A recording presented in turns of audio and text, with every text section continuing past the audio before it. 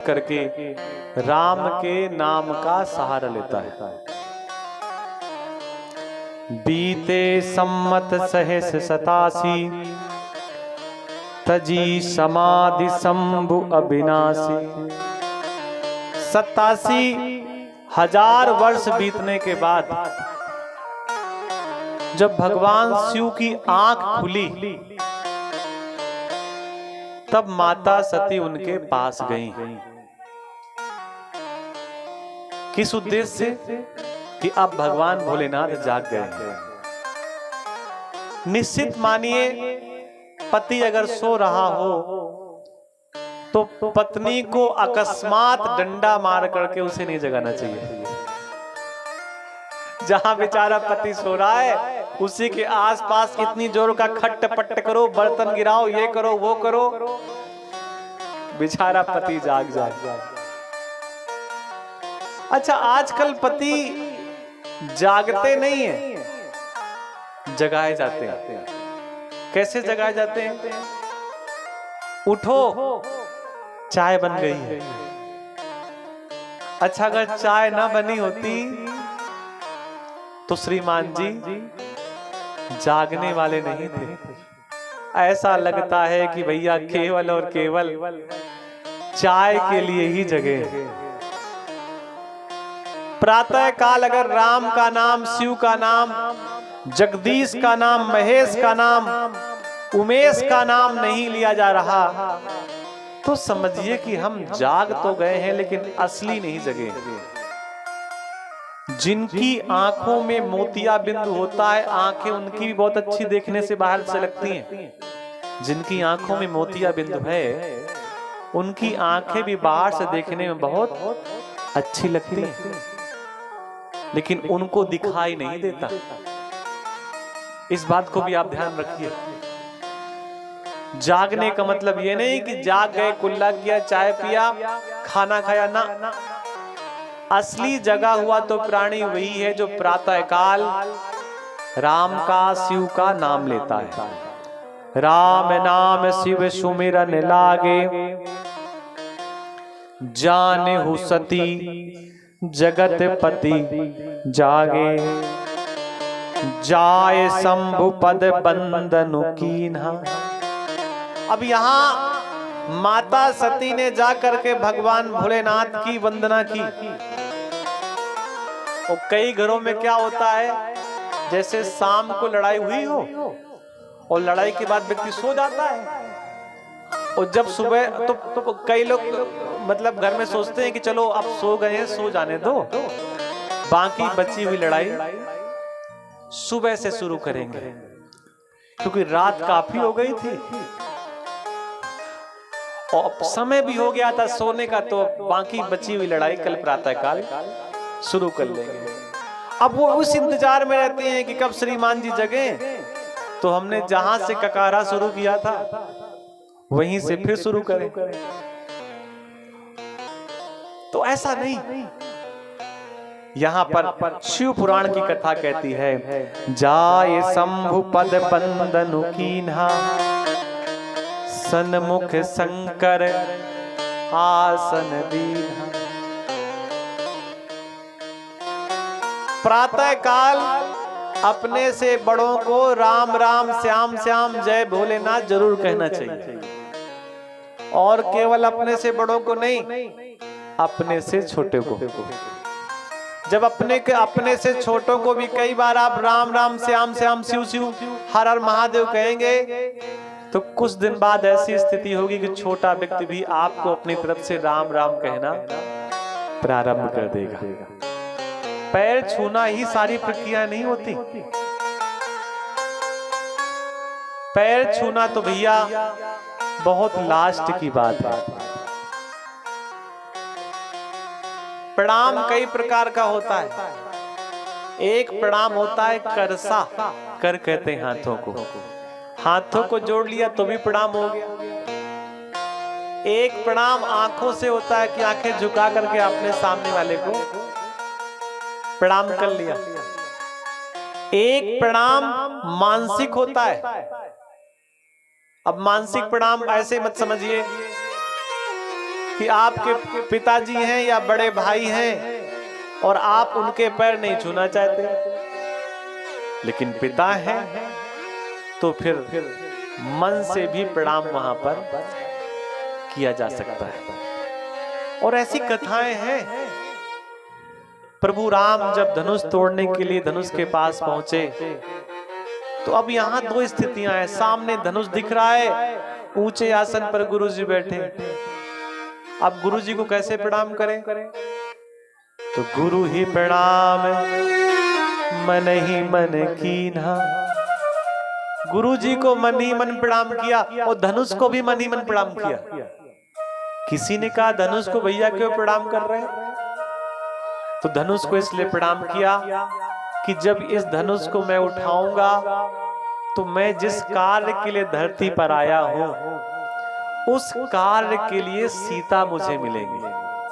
वहां पर यह भाव नहीं है कि विवाह के लिए धनुष उठाया, वहां पर प्रमुख भाव ये है कि ये धनुष ही हमें सीता का सानिध्य देगा। अगर ये धनुष नहीं उठेगा तो सीता मुझे मिलेंगी नहीं, सीता मुझे मिलेंगी नहीं तो आगे की लीला होगी नहीं। तो गुरु ही प्रणाम मन ही मन कीन्हा।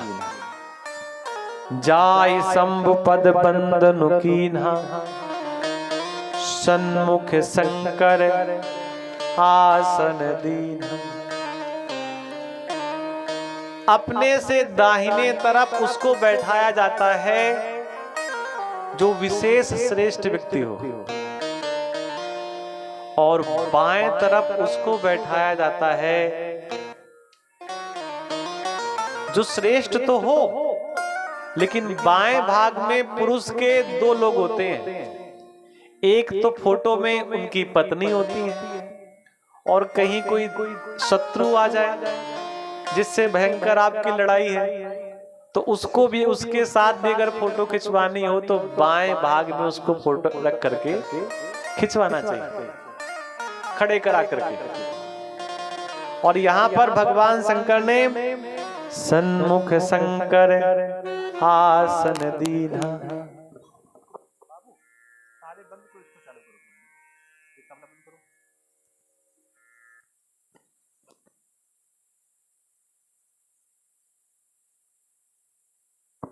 श्री सीताराम।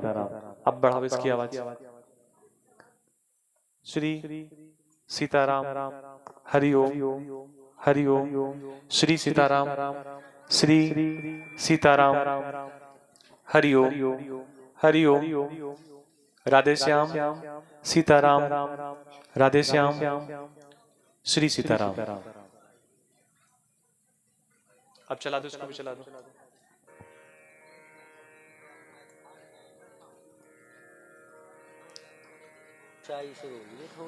लगे कहन हरि कथा रसाला, दक्ष प्रजेश भये तहि काला। भगवान शिव इससे पहले कि माता सती कोई प्रश्न पूछे,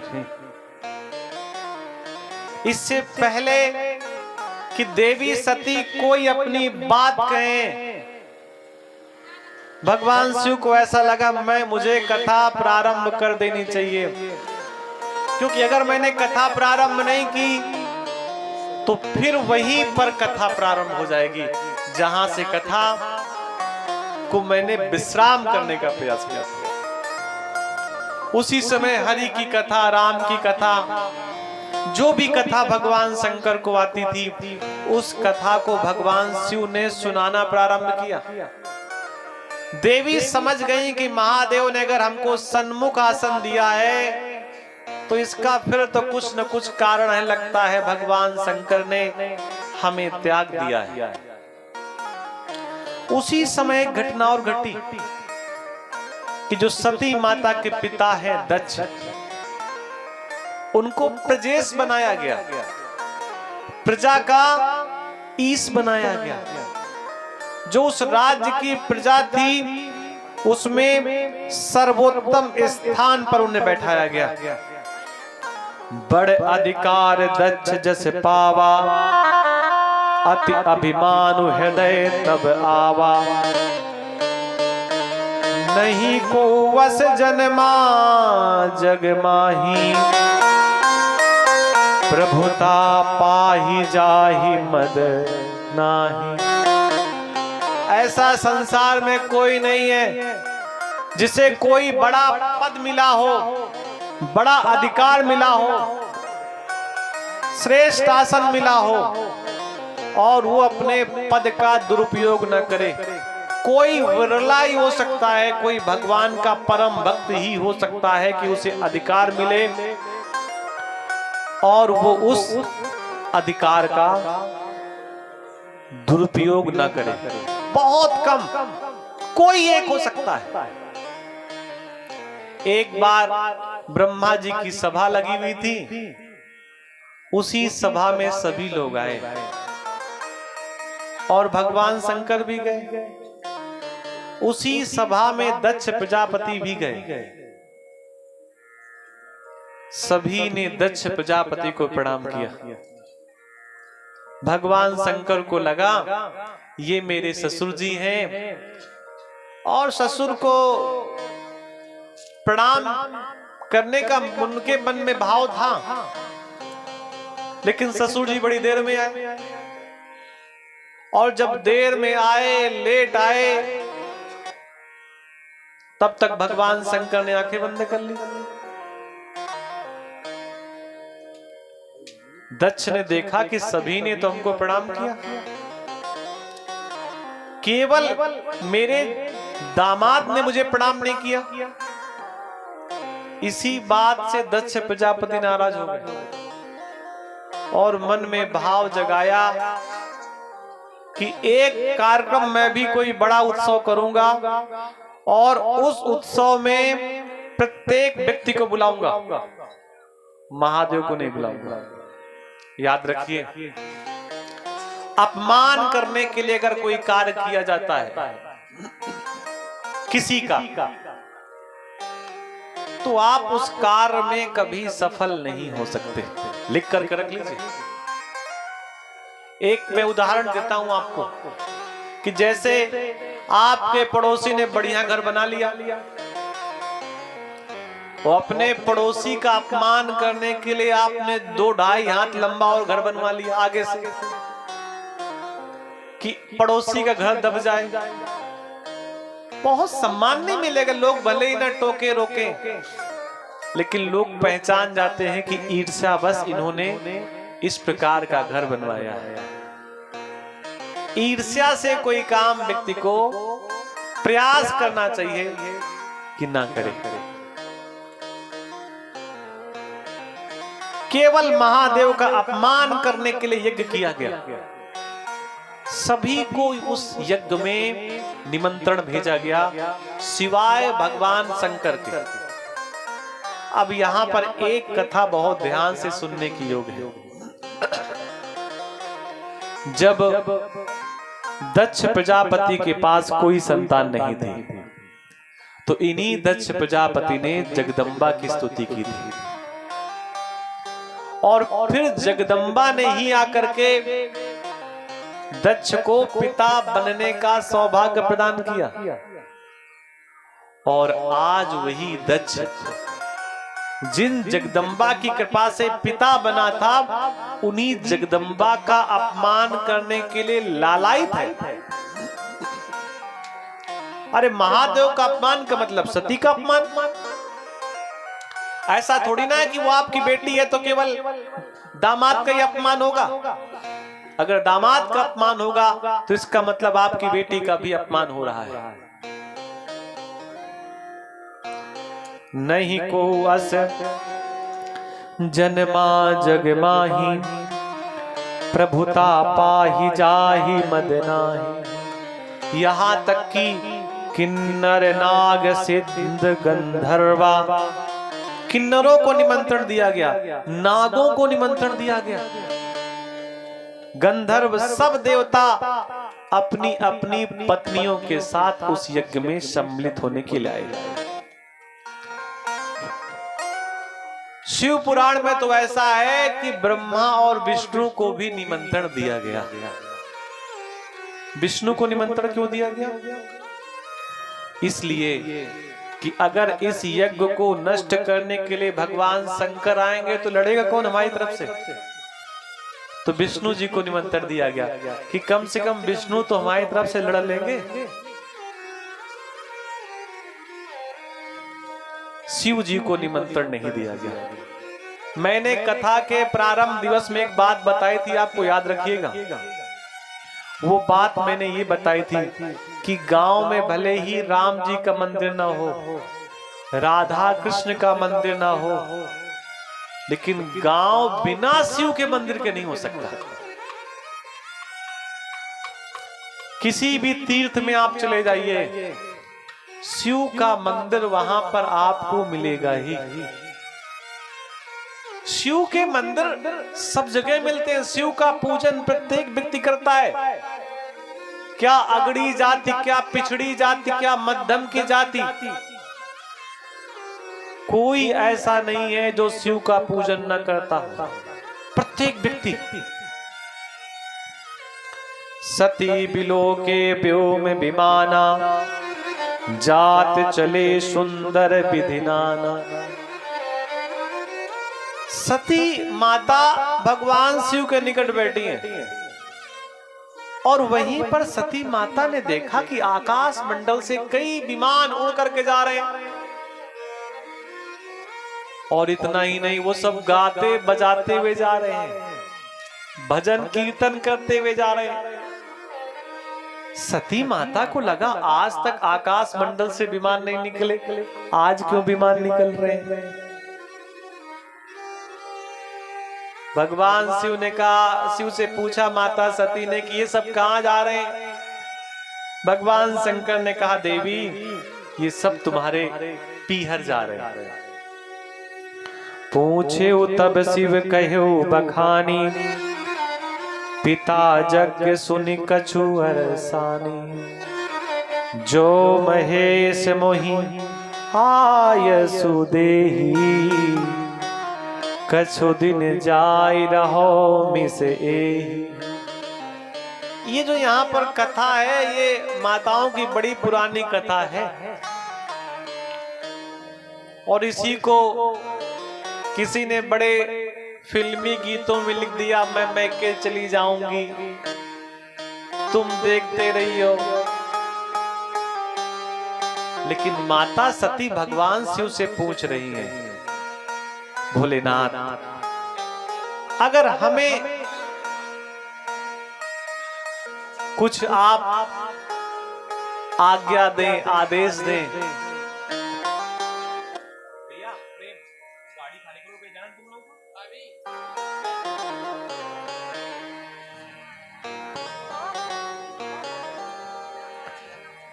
कछु दिन जाय रहो मिस एही, अगर आप हमें आज्ञा दें तो मैं कुछ दिन जाकर के अपने पिता घर में रह करके आ जाऊंगा।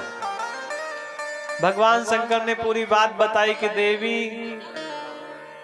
ये केवल और केवल मुझे अपमानित करने के लिए यज्ञ हो रहा है, मेरे अपमान करने के लिए। देवी अगर आप वहां जाओगी तो सुख नहीं पाओगी।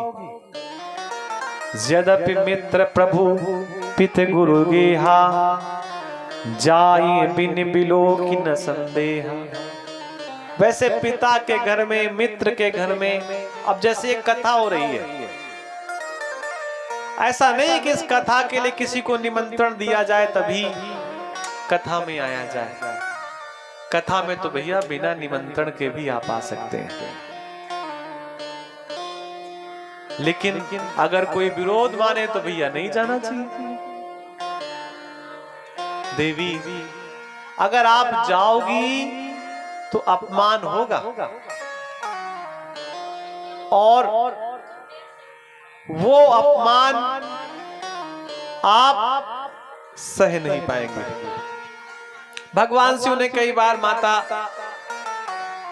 सती को समझाने का प्रयास किया, लेकिन भोलेनाथ के समझाने के बाद भी माता सती ने किसी प्रकार से समझने का मन नहीं बनाया।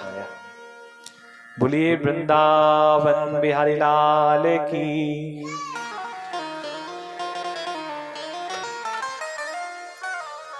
नाम भगवान का जो दिल से लिया करते हैं, नाम भगवान का जो दिल से लिया करते हैं, उन्हीं भक्तों को प्रभु प्यार किया करते हैं। नाम भगवान का जो दिल से लिया करते,